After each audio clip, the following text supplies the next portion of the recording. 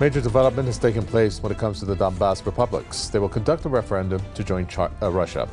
Even dates have been announced. The referendums to join Russia will be held in the Luhansk or Donetsk People's Republic, LPR and DPR, from September 23 to the 27th. The West calls this a travesty, happening in the middle of a war.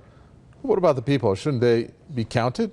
Doesn't their vote count? Well, in this edition of the Spotlight, we will look what would happen if these regions join Russia and how Ukraine will react, who has vowed to take back every inch of its territory, even if the referendum decides these regions are part of Russia. First, let me introduce our guest for this edition of the Spotlight. Journalist, activist, and political analyst John Bosnitch joins us from Belgrade.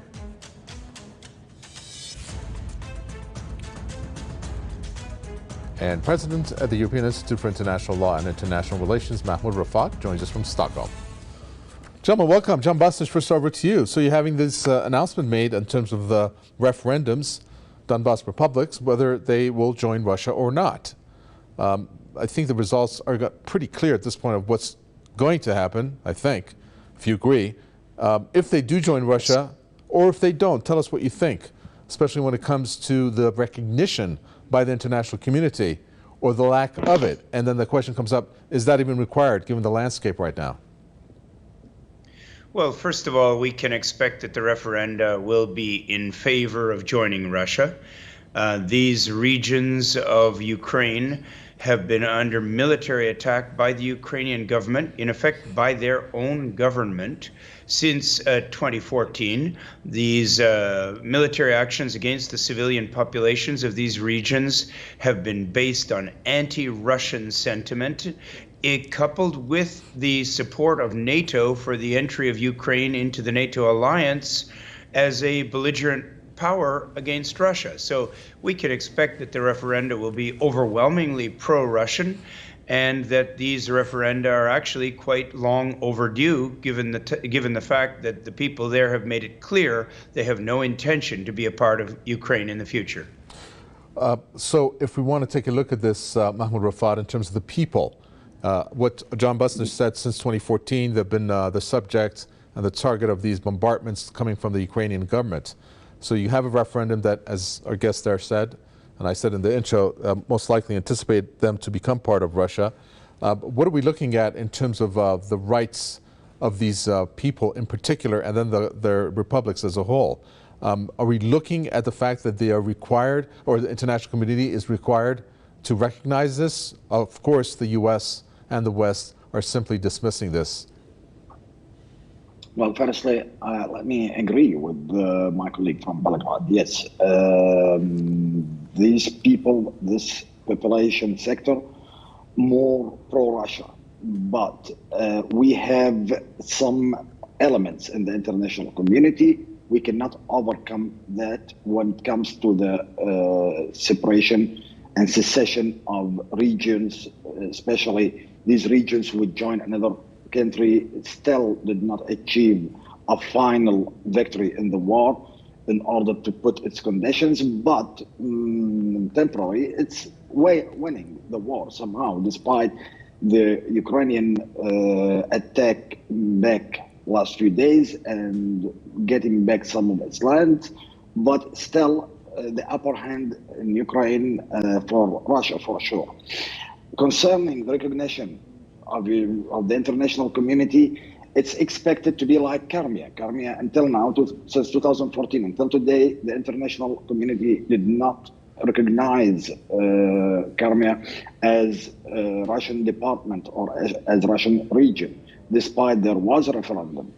But this recognition, with the time which passed, I mean, with the years, long years when it passed, it will has no real effect, will not has real physical effect on the ground. The physical effect on the ground will these regions, if there are a referendum passed, and it's very highly expected to pass, with yes to Russia, these regions will be Russian. So this recognition is very theoretical thing, and the international law is not real effective element.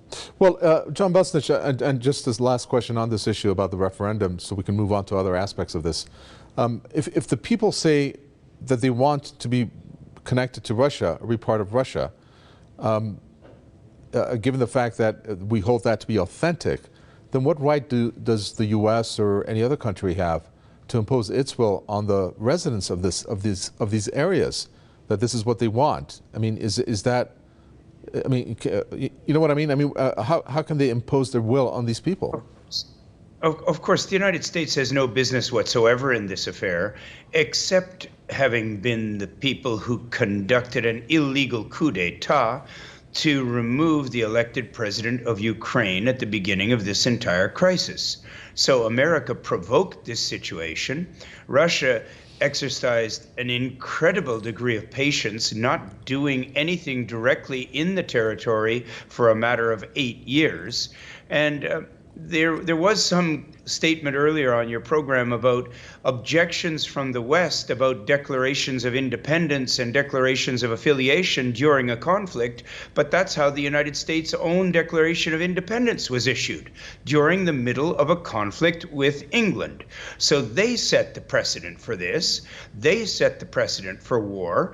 And in fact, the most important factor here in this matter of a referendum for joining Russia is that if the referendum passes, if Russia accepts the referendum and recognizes the territory as part of Russia, it frees the hands of the Russian government to greatly increase its military operations in defense of what it will claim to be its own territory.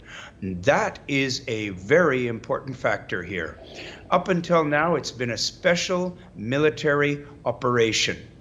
After a declaration of joining Russia that is approved by the Russian government, it will be a matter of defending Russian territory against foreign attackers. In those circumstances, the kid gloves are off, and there is no limit to the weaponry or the troops or the deployment of equipment that Russia could authorize. None whatsoever.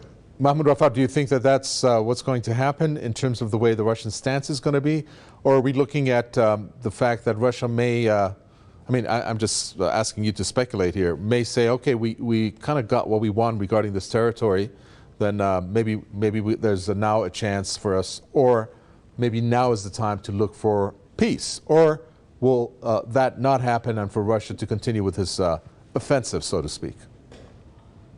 Well, in my opinion, President Putin is planning now to end this war by cutting Ukraine.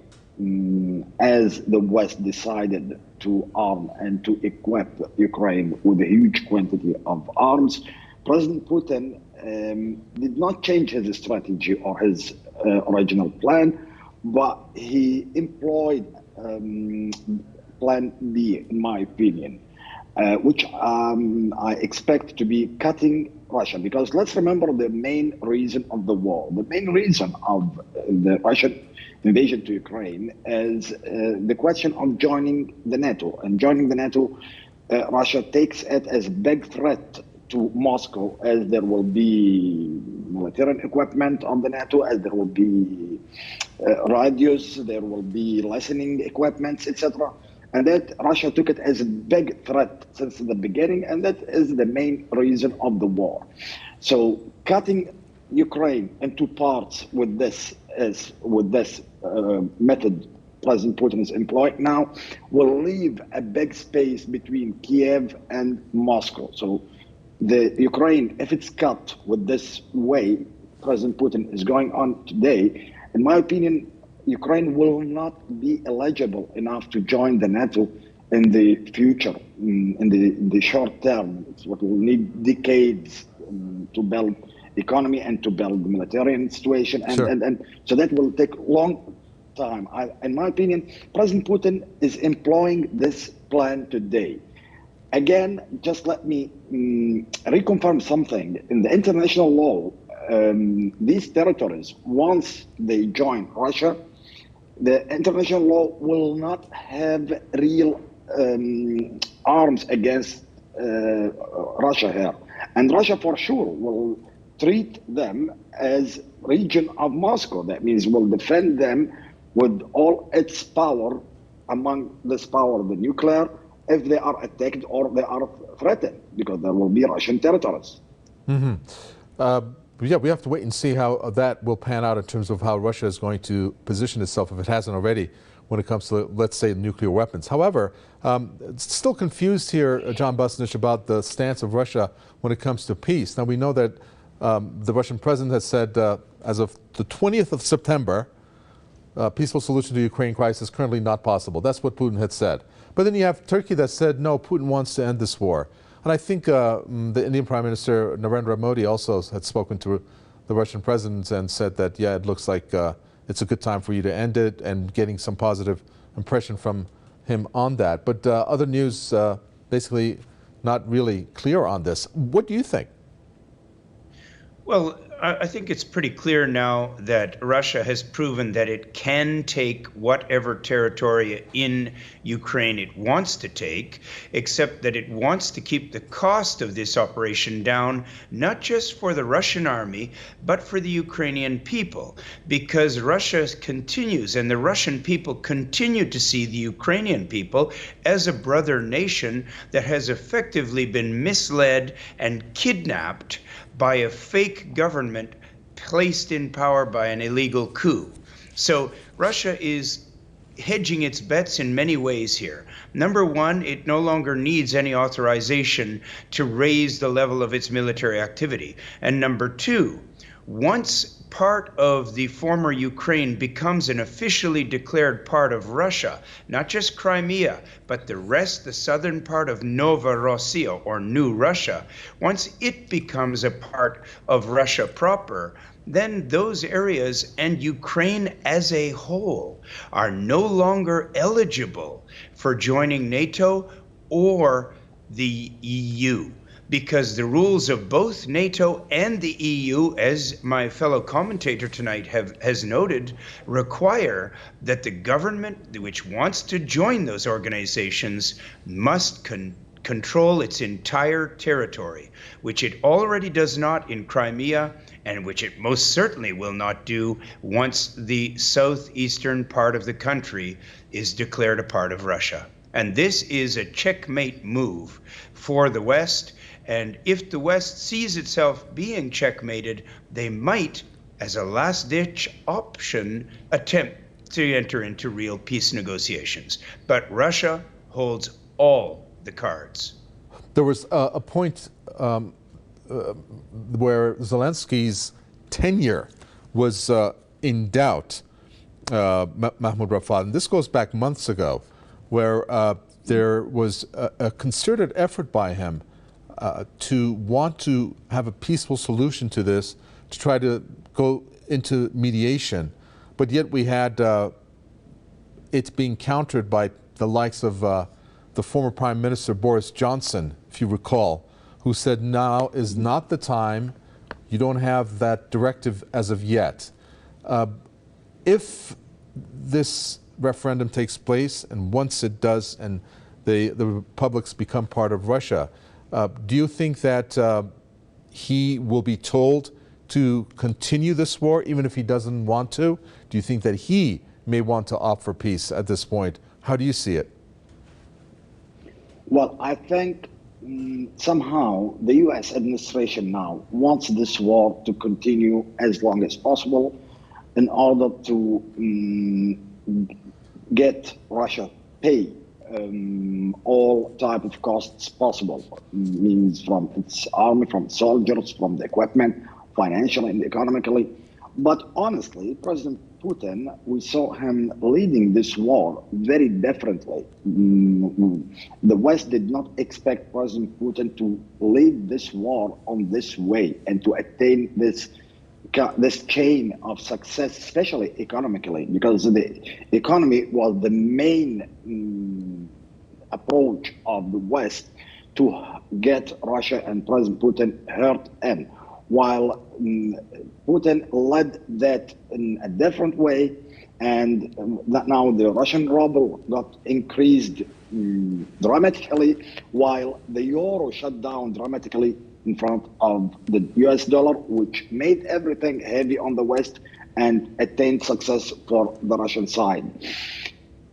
The Americans are far away from the area, and that's why they are feeling safe and everything for them is safe.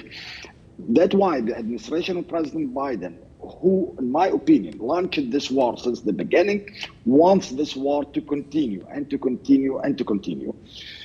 Either President Putin wanted to end the war by cutting these three regions, Luhansk, Donetsk, and Kherson, and end the war after that. I think the administration of President Biden will push forward for this war to continue under pretext to get these territories back at least, which will be impossible, as we just mentioned, or any other pretext, just the war to continue. Yeah, while you were speaking, John Bosnitch, our guest there, was speaking, I was looking at the table here of the temperatures, local time and weather in capitals across Europe, to see how warm or cold it was, looking down the road as to whether how cold some of these European capitals are going to get during the wintertime. So if we were having this conversation, let's say in January, which is just a few months down the road, if the war were to continue, do you think that the U.S. could still tell, let's say, Germany, listen, you got to continue funding it, or tell the UK, or tell any other of these European countries, continue this war, we need to win?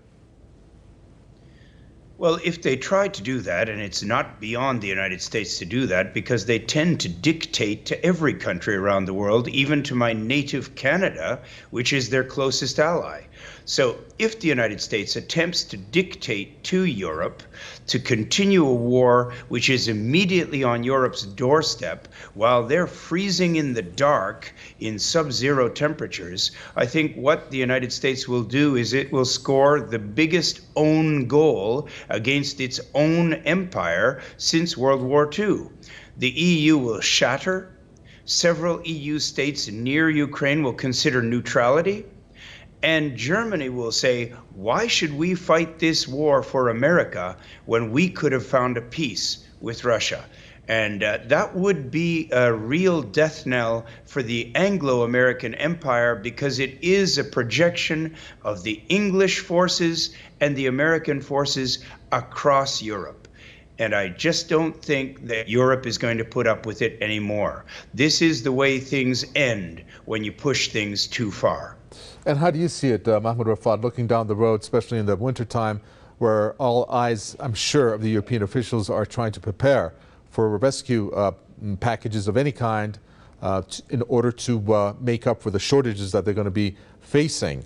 At this point, when you talk about a few months, that's going to come up real quickly. Do you think the war will last, as you said, it's going to continue, will last up to the wintertime? And do you think that they're going to be able to withstand it then? If the U.S. leads them into wanting to continue this war?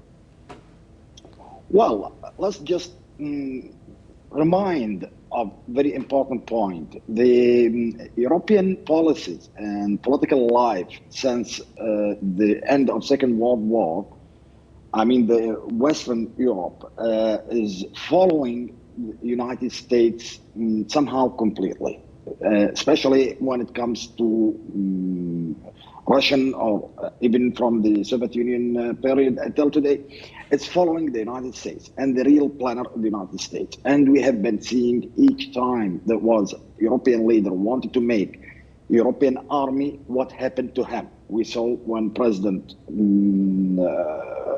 Emmanuel Macron of France wanted to build European army in order to have a little independence politically from the United States. What happened to him and the yellow vests and lots of troubles. Also, the German Chancellor Helmut Kohl, also when he wanted or just thought about the idea. So there is no way in all cases for Europe to have its independent situation 100%. It will be still influenced by the United States. In my opinion, the situation will be highly aggravated and will be dramatically bad in the winter in the war.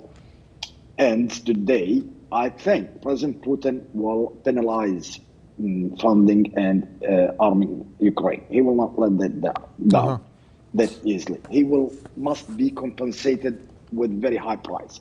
And this politics, this kind of politics, democratic follow, especially democratic, I mean the President Obama, when he pushed also Europe to put sanctions on Russia in 2014 because of Crimea, we saw Russia in the Middle East and putting its knife in the stomach of Europe from the Middle East, and for the first time to reach the warm water.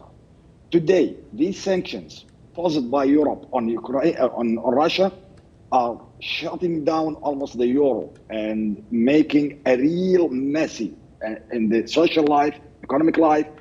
Maybe will freeze the industry in Europe. So this is really catastrophic approach and road if we continue and if not to stop and to make real negotiations for peace. Well, it's interesting, John Bosnitch. Our guest there says that Europe has to abide by what the U.S. pretty much is saying. Now, if I'm European officials and I'm sitting at my capitals looking at the war itself, following the U.S., I guess, lead, looking at the U.S.'s report card militarily, going back to the wars, well, let's see, how did the U.S. do in Afghanistan? Didn't win that war. How did the U.S. do in Syria? Didn't win that one either. Iraq? No. I can't remember the last time the U.S. did win a war.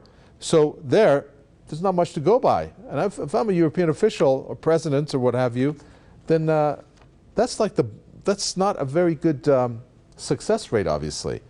On the other hand, as our guest there said, in terms of the economies, they're getting battered. Okay, so why are they what incentive would they have to continue? Is the U.S. scaremongering them into saying, "Hey, Ukraine, now you could be next"? Absolutely. That is the basic American approach, threatening Europe with plans on Russia's part that Russia has no plans of whatsoever. Russia defended itself in Ukraine. This was a step too far by the Western Alliance, moving into really and truly the historical and cultural heartland of Russia, potentially placing nuclear weapons 3 to 5 minutes away from Moscow. It was impossible for Russia to accept this. It was amazing that Putin took as long as he did to intervene. It means that he attempted every possible negotiation. He went through the Minsk process. Those accords were broken, and now it's time to call the game quits. Russia is calling the game quits. It's saying this is Russian territory. It will be reaffirmed by the people in a referendum. And if the West wants to attack Russia, then anywhere in the world that the West is present militarily becomes a target. And we know that Russia's missiles are fast enough and completely impregnable to attack from the Western forces. Okay. So it could mean a complete annihilation of Western forces around Ukraine. We'll end it on that. Thank you very much, John Bosnitch from Belgrade, journalist, activist, and political analyst. A pleasure. Thank you. Mahmoud Refaat, president of the European Institute for International Law and International Relations. Thank you so much. Thank you. And with that, we come to an end for this edition of The Spotlight from Mikhail Tatway and the team. It's goodbye until next time.